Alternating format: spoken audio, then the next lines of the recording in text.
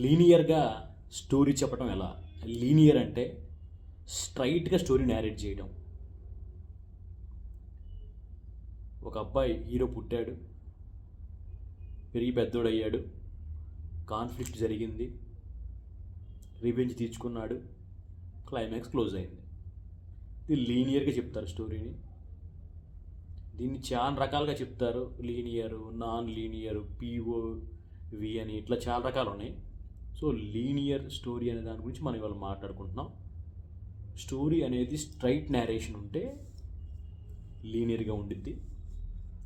మీరు ప్రొడ్యూసర్ చెప్పేటప్పుడు కూడా ఆయనకు ముందే క్లారిటీ ఇవ్వండి, లీనియర్గా చెప్తున్నానా నాన్ లీనియర్గా చెప్తున్నానా అని. లీనియర్గా తీసుకుంటే సినిమాలు అయితే బాహుబలి ఎగ్జాంపుల్గా ChatGPT చెప్తుంది. చిన్నప్పుడు బాహుబలి, పెద్ద తర్వాత కాన్ఫ్లిక్ట్లోకి ఎంటర్ అయ్యాడు, తర్వాత రివెంజ్ తెచ్చుకొని క్లైమాక్స్ క్లోజ్ అయింది. ఇవి మాస్ ఆడియన్స్కి పెద్ద రకంగా సినిమా చెప్పడానికి ఉపయోగపడిద్దని అందరు అంటారు. హాలీవుడ్ వాళ్ళు కూడా ఎక్కువ ఫాలో అవుతూ ఉంటారు. మన స్టోరీ రాసుకునేటప్పుడు ఇలా ఎందుకు రాసుకోవాలని మనకు అవగాహన ఎందుకు ఉండాలి అంటే, మనం ఏం తీస్తున్నామో మన క్లారిటీ ఉండటానికి.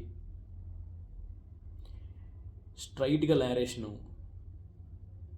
కొన్నిసార్లు కొత్త డైరెక్టర్లు ఇబ్బందిగా ఉంటుంది, ఎందుకంటే ఆడియన్కి ముందే అంతా అర్థమైపోతూ ఉండిద్ది. సో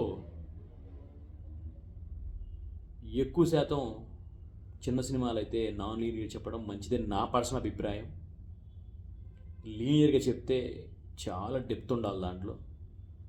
మీరు రాసుకునేటప్పుడు ఆ లీనియర్గా చెప్తారో నాన్ లీనియర్గా చెప్తారో ఇంకో రకంగా చెప్తారో ఆలోచించుకొని చెప్పండి.